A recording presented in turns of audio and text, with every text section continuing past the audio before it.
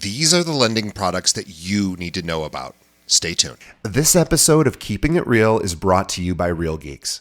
How many homes are you going to sell this year? Do you have the right tools? Is your website turning soft leads into interested buyers? Are you spending money on leads that aren't converting? Well, Real Geeks is your solution. Find out why agents across the country choose Real Geeks as their technology partner. Real Geeks was created by an agent for agents. They pride themselves on delivering a sales and marketing solution so that you can easily generate more business. Their agent websites are fast and built for lead conversion with a smooth search experience for your visitors. Real Geeks also includes an easy-to-use agent CRM. So once a lead signs up on your website, you can track their interest and have great follow-up conversations. Real Geeks is loaded with a ton of marketing tools to nurture your leads and increase brand awareness. Visit realgeeks.com/keepingitrealpod and find out why realtors come to Real Geeks to generate more business. Again, visit realgeeks.com/keepingitrealpod. And now, on to our show. Today's episode is brought to you by Corded.io. Are you looking for agents to join your brokerage or team? Now, as a real estate recruiter, I can tell you the answer is always yes. But most agents aren't looking to move right now. So how do you know who to contact? Well, what if I were to tell you there's a recruiting and retention tool powered by artificial intelligence that shows you exactly which agents in your local market are looking to leave their brokerage right now and which agents at your own firm are also looking to leave you? Now, I've been recruiting realtors for 15 years and I've hired over 2,000 agents. I can tell you with no exaggeration, this is the tool I've been waiting for. Corded's AI looks for trends across dozens of variables for each agent in your market and shows you which agents they believe are likely to move. Not only does it do that, but Corded's AI went and visited my recruiting website and read everything I offer. So now when I'm recruiting, Corded's AI tells me exactly what to say based on that agent's needs and what my brokerage can offer. It even writes emails for me. I've never seen anything like it, and I use it every single day. Now, if you are looking to grow your brokerage, Corded.io is the best tool out there. Visit Corded.io to schedule a demo. Again, that's Corded.io. And now, onto the show.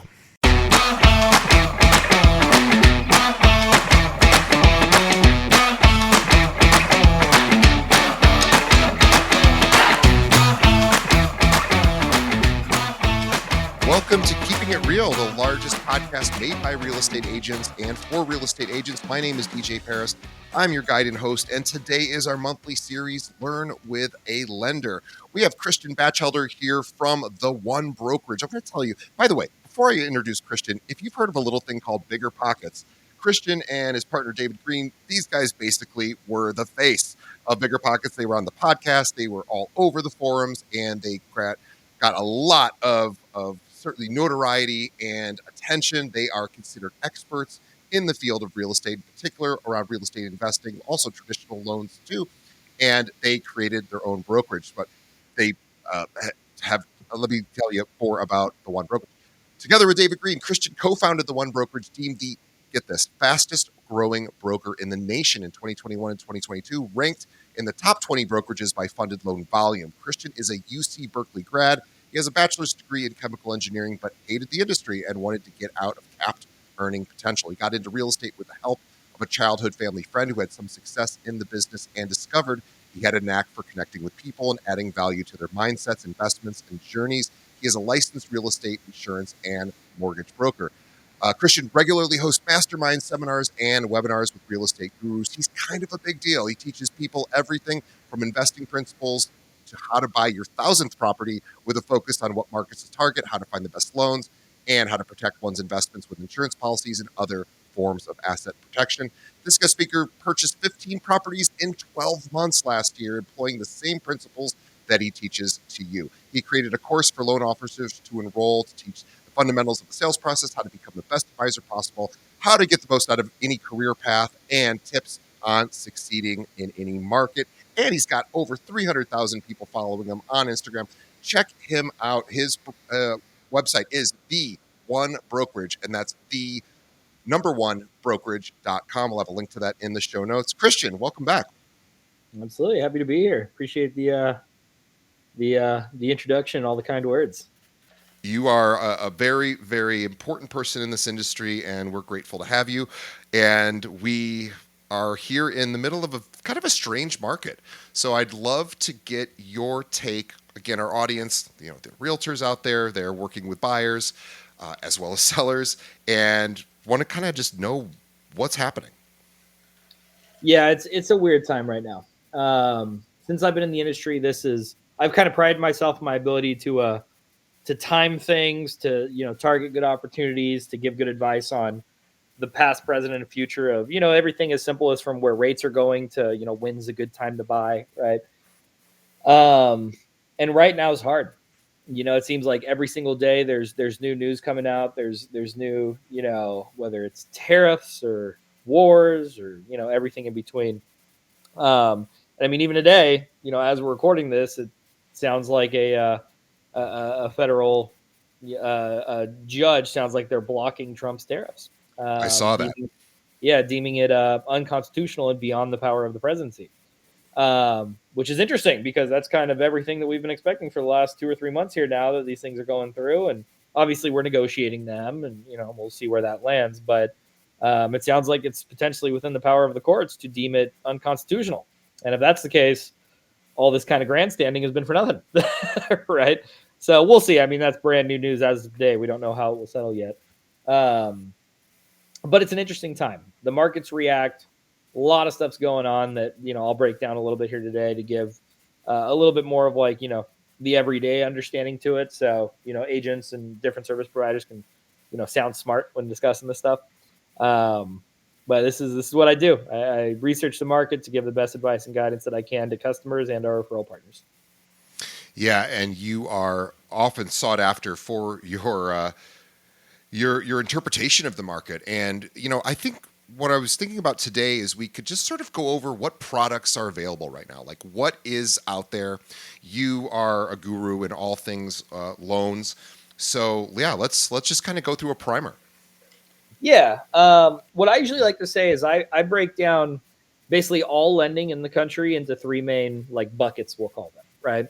And it's basically split up based on how they're underwritten, what the qualifying terms are on the loan. And when you hear the word underwriting, that's what it means. It's reviewing the qualifications of either the person buying the house or the house being purchased, right? Um, and those three buckets are separated. The first one, we can kind of call it we'll call it A paper loans or prime lending. A lot of people refer to it as. This encompasses the conforming space. So if you guys have heard of Fannie Mae, Freddie Mac, FHA, VA style loans, that's all in this bucket. That's where the person buying the house, the borrower, is the primary source of the qualification. So your debt to income matters, your credit score matters, the funds that you use for your down payment matters. In some situations, your experience matters. You are the primary qualifying factor, right? That's where we need what I refer to as full documentation to underwrite. So that's tax returns, pay stubs, insurance policies, mortgage statements, the whole shebang, right? And when you hear people complaining about how hard it is to get a mortgage, they're usually talking about loans in the conforming space, just because the documentation is heavy, right? Now, as a return for that heavy documentation, though, and the increased difficulty of qualifying, this is also the bucket that has the best terms, right? Hold on, one second. All right, sorry about that. I closed my window. It should be hard to hear. No problem. But yeah, what I was saying is, in return for the increased underwriting criteria, you typically get the best terms in this bucket of lending. By terms, I mean rate, amortization, closing cost. So what I usually tell people is, when you first start looking for a mortgage, check to see if you qualify conventionally, right? Let your lender look at your tax returns. Let your lender look at your pay stubs. If you're self-employed, let them look at your business operations. Because even though you hear things like you can't get a W-2 or you can't get a loan without a W-2 job, that's not true. We do conventional, fully underwritten loans for business owners and real estate investors all the time. It is true that they are harder to qualify, but they're not impossible. You just have to work with a lender that knows how to underwrite them. And then you sometimes even have to transition to a different loan product, which kind of segues us perfectly into my bucket B, so to speak, right? And we'll just call this non-conventional lending or non-QM mortgages, right? QM stands for qualified mortgage, just another word for conforming, basically. But this bucket is, we'll call it the investor-friendly bucket, right? So this is the bucket that allows you to be a little bit more flexible with your income sometimes, right? It allows, it encompasses the loan products that probably a lot of people have heard of. DSCR loans is probably the pillar of this category, right? But basically what it does is that there's still underwriting. There is still a underlying qualification calculation in the mortgage. So it's not like a no doc loan, right? It's an alt doc loan, right? So instead of relying on things like your tax returns or your pay stubs or your full documentation, there's things like the DSCR loan where it pivots the qualification instead of on the person, it puts it on the property. So basically does your property cash flow, right? That's a much easier thing to get approved, right? You don't need tax returns. You don't need all the mess of documentation. Basically, we're saying if it makes dollars, it makes sense, kind of thing. So in other words, exactly if it's going to make money, if there's a proven track record there, if it's a rental property, for example, then much easier to sort of, because the math is there. That's exactly right. And you think of it from the lender's opinion, because remember, it's easy to just view it from the consumer's side, right? Like, why won't a lender give me a loan, or why are they doing these loans, right? And you can look at it from the lender's point of view. And if I'm giving you money and you're going to owe me whatever $3,000 a month on a mortgage, but you have a property that rents for $4,000 a month, it makes sense that you're going to be able to pay that mortgage, right? You take $3,000 out of the $4,000 that you make every month, and you pay me my debt, right? So those are loans that banks are very happy to give. We do them all the time. DSCR loans are a big basis of our entire work that we do. It's a great loan product specifically catered for investors, obviously people who are pursuing cash flowing properties. But what people forget is that the DSCR is only one type of loan. There's other alternative documentation loans that are very forgiving for business owners, real estate investors, entrepreneurs, typically people that don't make income in the clean cut ways that banks like to see. But there's still a lot of options for you. So for instance, if a contractor, right, somebody who's typically paid in maybe chunks or very variable methods, right? They may get a big deposit in March and then not get paid in April, right? There's loan products that I'll call one out, the bank statement loan. It's a loan product that a lot of people doesn't know exists. What it does is that it takes the underwriting criteria of the more traditional loans that rely on your tax returns and all that, and it loosens the criteria a little bit, right? So it gets a little bit more flexible.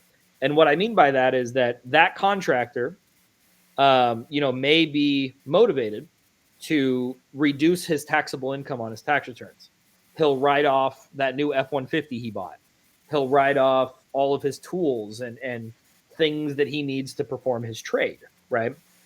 Now, in truth, he probably makes more money than what he reports on his tax returns because he deducts a lot of his income. Well, traditionally, in the first bucket of lending that we talked about, when you do that, you deduct your way out of qualifying for a mortgage, because what you're doing on your tax returns when you write off things, when you deduct things, you're decreasing the income that you made, right? Well, with mortgages, I need income to qualify you, and you just took it all away with your write-offs, right?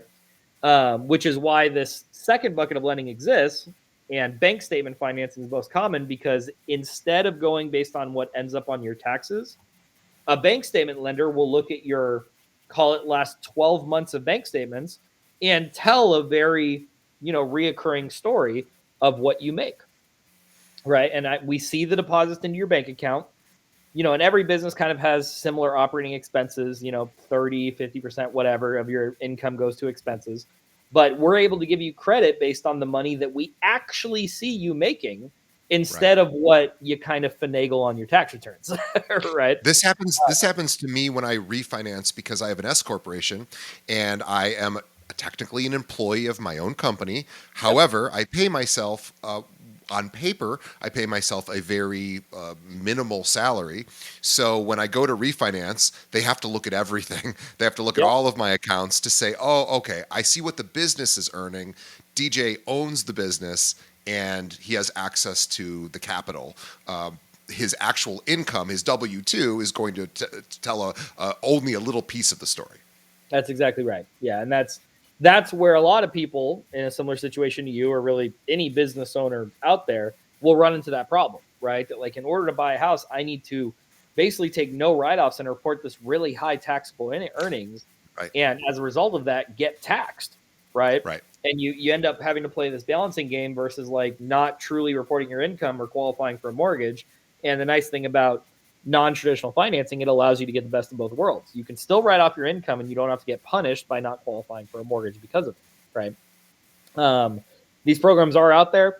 They're typically less frequently offered. So like you can't walk into Chase and get a bank statement loan. They don't do them, right? But working with a lender that understands this product niche and has access to programs, and people will be surprised. They're pretty competitive rates, even compared to conventional lending. They're higher, obviously, because they're more forgiving, but they're still very competitive, and they're still 30-year fixed rates, right? A lot of people still think, pre 2008, this was the case, but a lot of these programs were adjustable rate mortgages and, balloon periods and, really like subprime loans.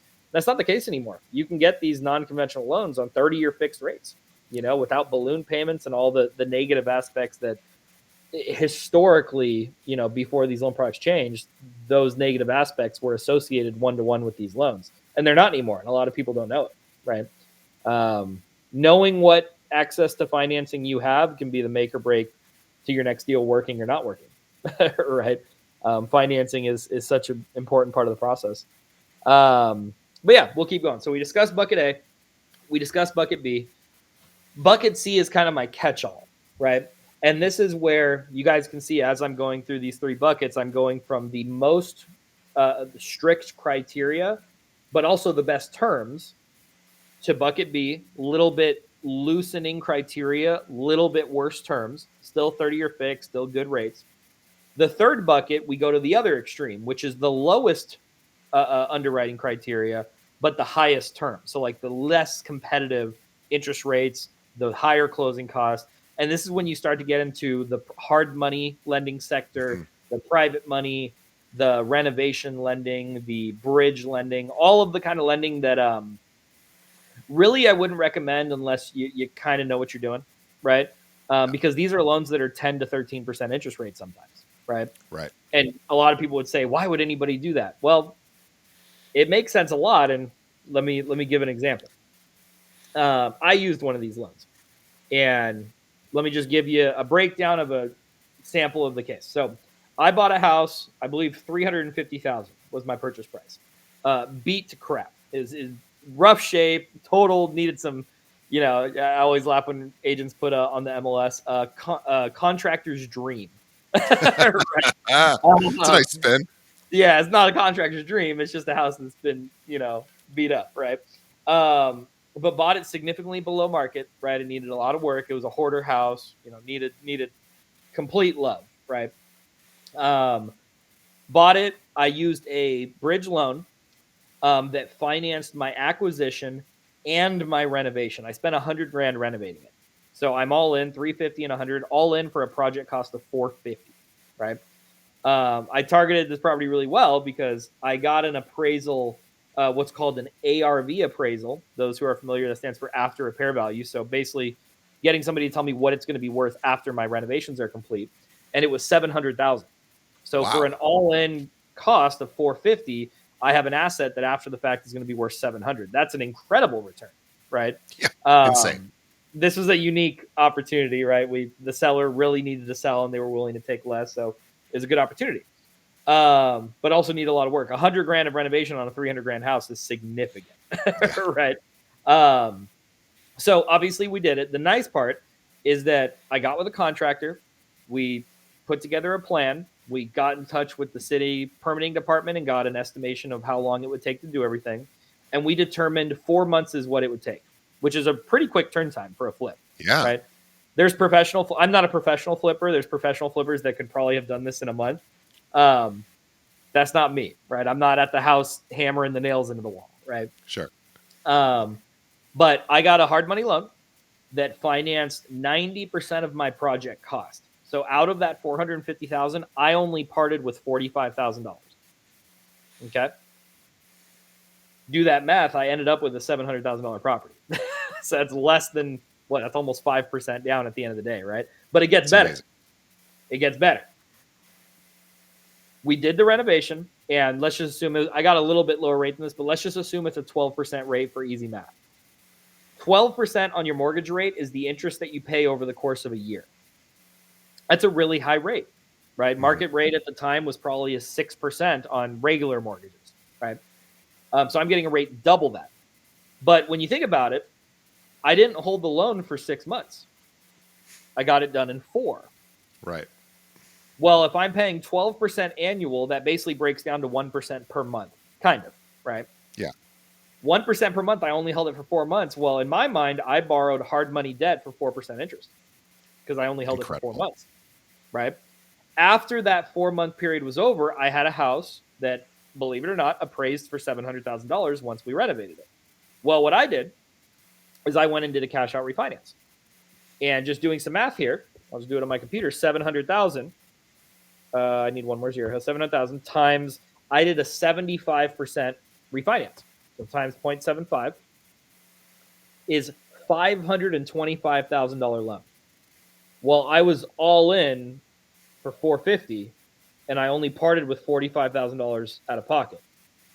Well, now I'm getting a takeout loan, and I did a DSCR loan. So going back to our second bucket, I started in bucket C, came back to bucket B, right? Right. And I ended with a 30-year rate that was whatever, 6.75, whatever it was. But the important part is, out of the first loan that I had, which we just do the math here, right? So I had a $450,000 project, and I put 10% down. So that's a $405,000 loan. Yeah. I took a cash out of $525,000. So $525,000 I had to pay off my $405,000 hard money loan. So I made $120,000 at the exit of my deal while I still own the property. Well, I was in the property for $45,000.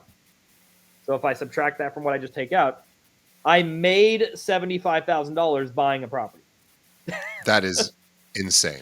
Yeah, now it's a producing short-term rental for me that I have roughly a $500,000 mortgage on. I think my monthly payment's like $3,900, $4,000, right around that. Last month it made $9,000. Oh my gosh. So I made 75 grand buying a property. Took 4 And you're months. netting $4 or $5 grand a month. Some people would call me crazy for having a 12% interest rate. Well, I got it back down to 6 on a 30-year fixed rate. I have a property that has the capacity of generating $9,000 a month, and it's costing me $4,000 a month. I don't know what world the listeners live in, but in my world, that's a win, right? And that includes all origination fees and all sorts of things. It doesn't matter. You're still netting That's right. insane amounts of money. 100%. And that's when you combine these programs. The nice thing about what we've built at the One Brokerage, and not to be just a shameless plug, but a lot of times you'd have to go to a bunch of different lenders to implement a strategy like this. You'd have to go to a hard money lender, and then go to a bank to buy your primary, and then go to a credit union to get your HELOC, and then go to a broker to get a DSCR loan. We create a place that does everything. Every loan that I've talked about here today, and I haven't even addressed what I'll call like the fourth bucket. I know I told you there was 3, but the fourth bucket's commercial. That's if you want to buy like a 100-unit apartment complex or a warehouse or a gas station, right? We do that too. So no matter what financing structure, if you could go to one place and they can build a strategy like the one that I just walked through, and you never have to talk to anybody else, like that's pretty cool, right? Because what I would have done, let's play this out. My $350K purchase and $100K reno, I'm all in for $450. What if all of the houses in that neighborhood, instead of my after repair value being $700, what if there was no property in the market selling for more than $400? So I'm buying for $350, which is a good deal. I'm getting $50K below market, but it takes $100K to get it to market standards. But there's no houses that sell for $450. Maybe you say, oh, I'm going to build the nicest one. okay, even if it appraised at 450, that's what I'm in for. So there's no gain there. There's nothing to win. If I was a hard money lender, I would have still given you that loan because I don't care about your exit. I just care about getting you in.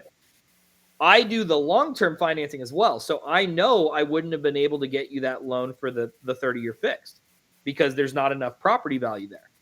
So I would have killed that deal. And I would have prevented that borrower from getting into a situation where you're over leveraged. You have a house that is not worth what you spent on it at the end of the day. And it's probably not going to be a win, right? And even though that would have cost me a hard money loan, it wins me the better advice to the client at the end of the day, right? That's why, in my opinion, it's important to have a lender that works both sides of the transaction because they could be an added layer of a fail-safe, so to speak, right? To prevent you from potentially getting too far down the wrong path, right? This is so interesting to me, and this is why you have the reputation you have, because you are able to creatively structure sort of short-term and long-term goals and integrate them. And I think that is a unique, when we think about lenders, we think about lenders being very short-term focused, right? They're transactional, just like real estate agents. They get paid on the close. However, as real estate agents, we need to be investing in properties ourselves. This is our business. And this is an opportunity for everyone out there who isn't currently working with investors or isn't an investor themselves to consider adding this into your arsenal. Christian is the guy to talk to. He is brokerage, the one brokerage. Incredible. They're the real deal, and we love them. TheOneBrokerage.com is where you go to learn. Please reach out to them. They want your business, and they can do everything from traditional mortgages all the way to hard money lending and all alternative products. And he's going to structure deals for you that he structures for himself. That's what's so cool. And this is why Christian and David have created this amazing company, and they're one of the fastest growing brokerages in the nation for mortgages because they are so skilled. These are the guys that built up biggerpockets.com.